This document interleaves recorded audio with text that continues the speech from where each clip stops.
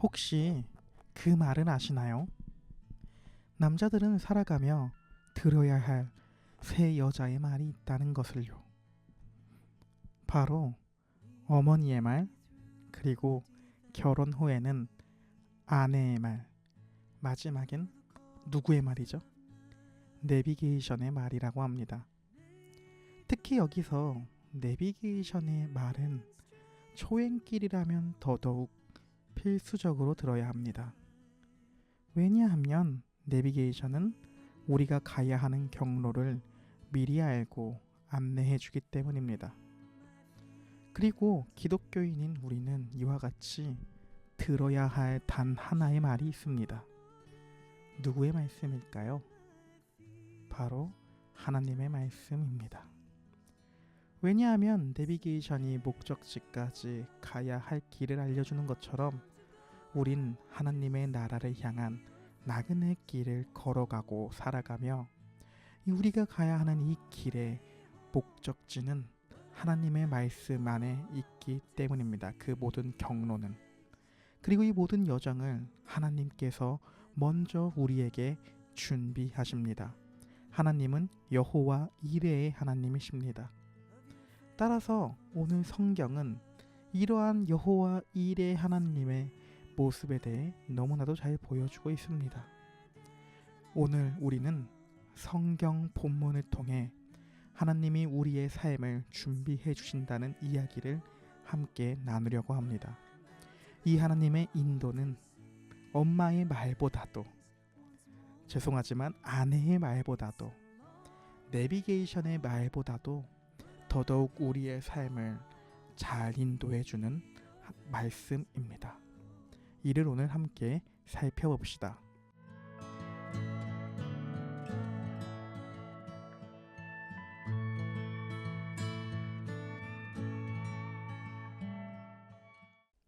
먼저 창세기 22장부터 24장까지의 본문의 이야기를 요약해 드리도록 하겠습니다. 창세기 22장입니다. 여호와 이레는 무슨 뜻일까요? 오늘 본문에서 그 의미가 나옵니다. 하나님은 아브라함의 믿음을 시험하기 위해 100세에 얻은 아들을 모리아 산에서 번제로 바치라고 명령합니다. 그리고 이 명령에 아브라함은 바로 즉각적으로 순종하여 아침 일찍 이삭을 데리고 떠납니다. 그렇게 그는 3일 길을 걸어 모리아 산에 도착했고 아브라함은 이삭에게 번제할 나무를 지우고 산을 오릅니다. 그리고 이삭은 천진난만하게도 번제할 어린 양은 어디 있나이까? 라고 묻습니다. 아브라함은 이 아들의, 눈에 넣어도 아프지 않을 이 아들의 말에 하나님이 준비해 주실 것이다 라고 답변합니다. 그렇게 산 꼭대기에 올라가서 아브라함은 이삭을 묶습니다. 그리고 이삭을 칼로 찌르려고 합니다. 그때 여호와의 사자가 그를 막으시며 너가 너 아들 독자까지도 나에게 아끼지 아니하였으니 내가 이제야 하나님을 경외하는 줄 아노라고 하십니다.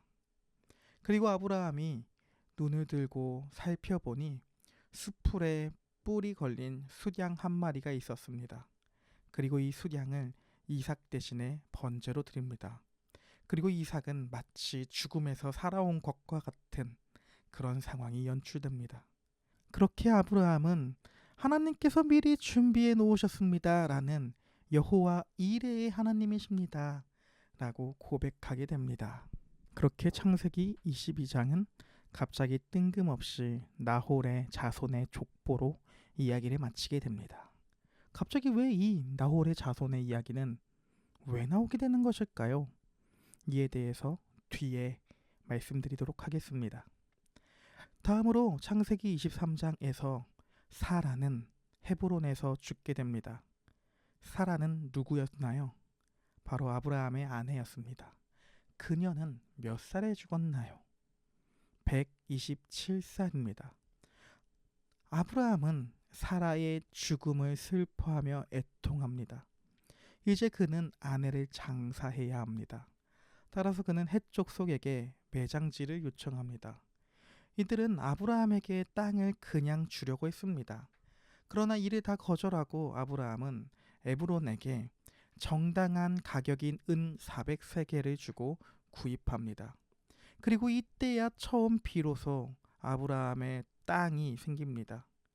갑자기 아브라함은 왜 여기서 땅을 구매하게 되는 것일까요? 말년에 부동산에 대해 갑자기 관심이 생긴 것일까요? 이에 대한 질문도 뒤에서 나누겠습니다. 그리고 아브라함이 구매한 헤브론의 이 땅에서 다음의 족장들이 함께 묻히게 됩니다. 다음으로 창세기 24장입니다.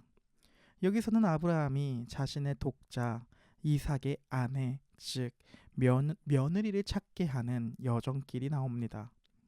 아브라함은 늙었습니다. 이제 자신의 종에게 맹세시켜 가나안 여자가 아닌 고향 땅 자기의 친척들 중에서 이삭의 아내를 택하라고 보냅니다.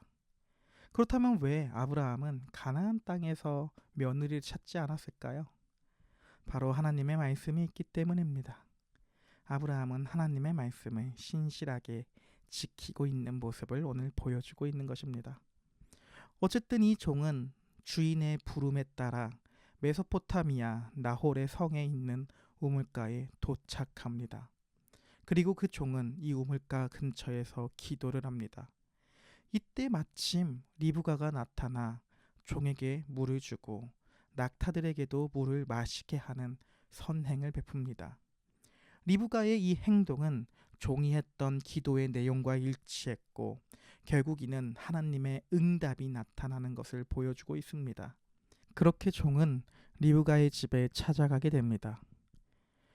그리고 이 종은 집에 찾아가서 하나님의 뜻으로 리브가를 헤브론으로 데리고 가겠다고 말합니다. 그러나 가족들은 리브가를 갑작스럽게 떠나보내는 것이 아쉽습니다. 따라서 며칠 만의 시간을 달라고 하지만 종은 즉시 돌아가야 한다고 말을 하고 리브가 또한 그렇게 결단을 합니다. 그 둘은 아브라함이 있는 가나안 땅으로 다시 돌아갑니다. 그리고 결국 이삭을 만납니다. 그렇게 이삭과 리브가는 결혼을 하여 부부가 되며 창세기 24장의 이야기는 이렇게 끝나게 됩니다. 그렇다면 오늘 성경의 본문들은 예수 그리스도와 어떤 연관을 가지게 되는 것일까요? 첫째, 이삭의 번제는 예수 그리스도의 희생을 보여주고 있습니다. 둘째, 아브라함이 막벨라 굴을 구매한 사건은 예수 그리스도께서 보여주는 부활의 소망을 미리 보여주고 있는 것입니다.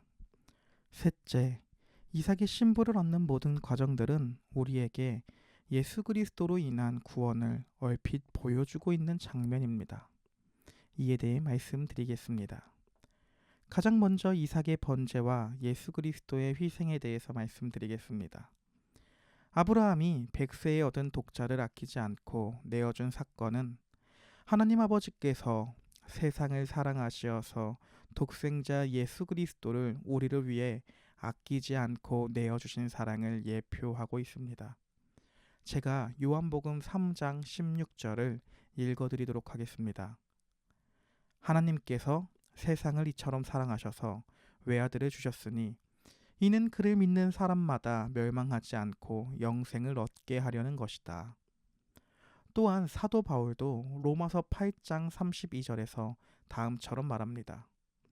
자기 아들을 아끼지 않으시고 우리 모두를 위하여 내주신 분이 어찌 그 아들과 함께 모든 것을 우리에게 선물로 거저주지 않으시겠습니까?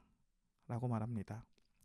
즉 하나님께서는 우리를 위하여 자신의 아들을 아끼지 않으시는 장면을 성경을 통해 보여주십니다. 또한 창세기 22장을 읽을 때에 이삭의 행동에 집중해서 보면 재미있는 점이 있습니다. 이삭은 늙은 아버지의 여행길에서 저항하는 모습이 나오지 않습니다. 이삭은 그저 아브라함의 뜻에 따라서 제단 위에 눕습니다. 이는 결국 죽기까지 하나님 아버지의 뜻에 복종하신 예수님의 순종을 이삭이 예표해서 보여주고 있습니다. 예수께서도 마찬가지로 십자가 위에서 죽으시기까지 단 한 번도 하나님 아버지의 뜻을 어긴 적이 없습니다. 따라서 빌립보서 2장 8절은 다음처럼 말합니다. 자기를 낮추시고 죽기까지 순종하셨으니 곧 십자가에 죽기까지 하셨습니다. 그러나 이삭은 죽지 않습니다. 하나님께서는 사실 아브라함이 이 믿음의 시험에 통과할 줄 알고 계셨고 미리 이삭 대신에 죽어야 하는 제물을 준비시켰습니다. 바로 숫풀 사이에 숫양이 있었습니다. 즉 이삭 대신에 이 숫양이 죽게 되었습니다. 이와 같은 모습은 결국 우리를 대신하여 십자가에서 죽으신 하나님의 어린 양이신 예수 그리스도를 미리 나타내 보이고 있는 것입니다. 그렇다면 여러분 한번 이제 아브라함에 한번 집중해서 생각을 해봅시다. 아브라함이 이 모리아 산까지 올 때의 여행길은 얼마나 걸렸나요? 바로 3일이 걸렸다고 말합니다. 그렇다면 아브라함은 이 3일의 길을 어떤 마음으로 걸었을까요? 내가 내 아들을 죽여야만 해 라고 하는 불안과 좌절의 길이었을까요? 한번 잠깐 생각해 보길 원합니다. 아브라함의 이 여행길은 좌절의 길이 아니었을 것 같습니다. 왜냐하면 히브리서 11장 19절은 다음처럼 말하고 있습니다. 하나님께서는 이삭을 죽은 사람들 가운데에서도 되살릴 수 있다고 아브라함은 생각했던 것입니다. 그러므로 비유하자면 아브라함은 이삭을 죽은 사람들 가운데서 되받은 것입니다. 라고 히브리서는 말하고 있습니다. 즉 아브라함은 자기가 번제단에서 하나님의 말씀대로 이삭을 죽여도 하나님께서는 이 이삭을 부활시킬 수 있는 능력이 있는 분이다라는 것을 그의 삶에서 깨달은 것입니다. 처음에 자신의 아내를 누이라고 속이면서까지 하나님을 제대로 믿지 못한 그가 달라진 것을 볼 수 있습니다. 그는 계속해서 삶을 살아가며 하나님과 교제했습니다. 그는 하나님을 알아갑니다. 따라서 하나님을 전적으로 신뢰하게 됩니다. 이러한 믿음으로 인해 행동이 바뀌게 됩니다. 아브라함이 행동이 좋아졌기에 하나님 앞에서 모범적인 삶을 했기에 하나님을 믿는 것이 아니라 하나님을 알아가고 그만큼 하나님이 더욱더 믿어지게 되니 그의 행동이 바뀌게 되는 것입니다. 그리고 오늘 본문에서와 같이 마찬가지로 예수께서도 또한 죽음 가운데에서 부활하십니다. 결국 아브라함의 이삭을 바치는 이 모든 사건들은 예수 그리스도를 나타내 보여줍니다. 이제 다음 장에서 아브라함은 막벨라 굴을 구매합니다.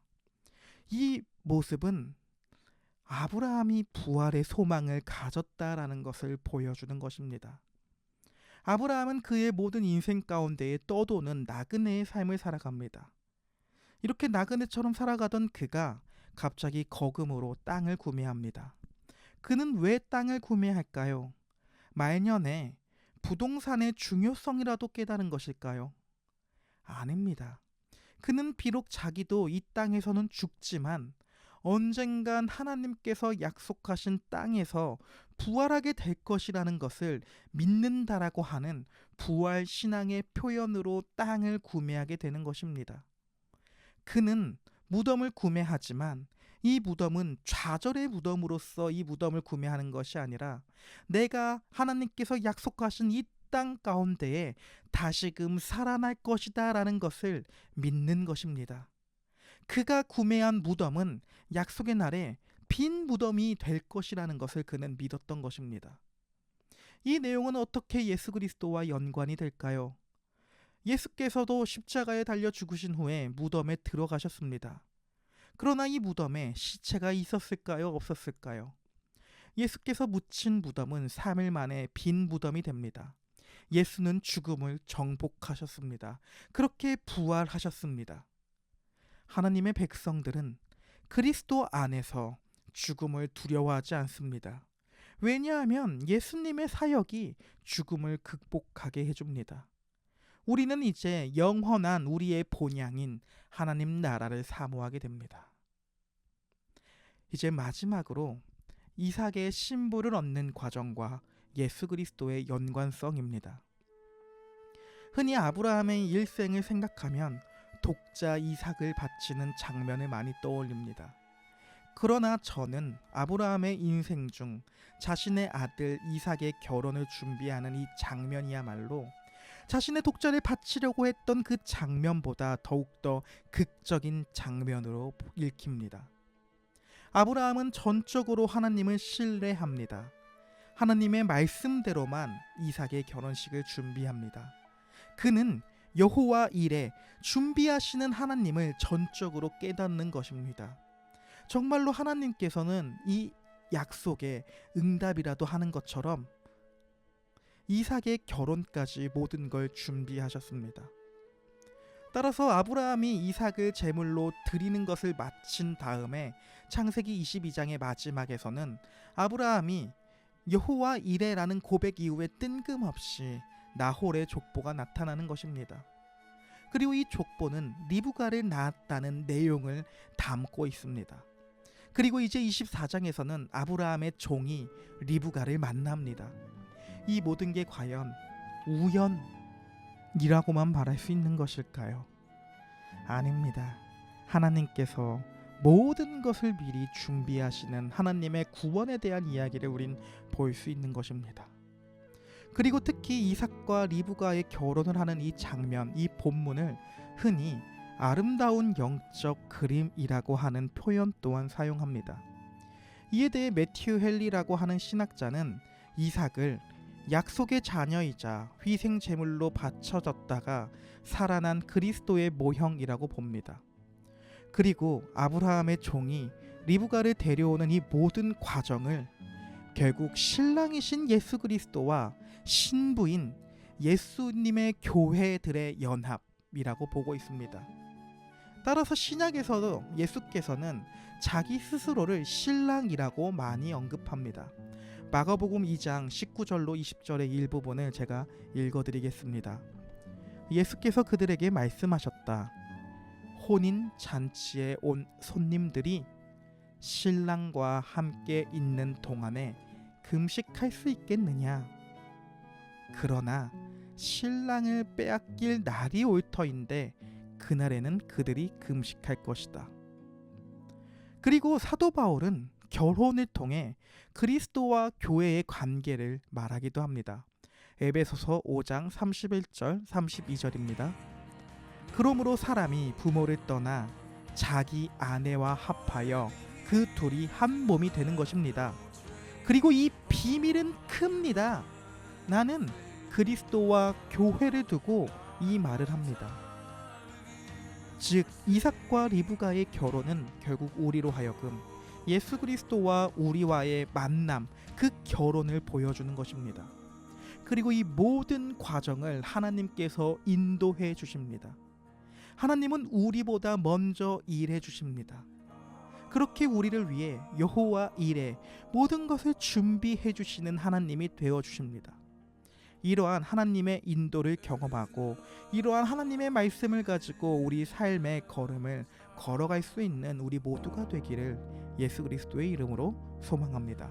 오늘 하루도 파이팅입니다. 여러분들 힘내세요. 기도합니다.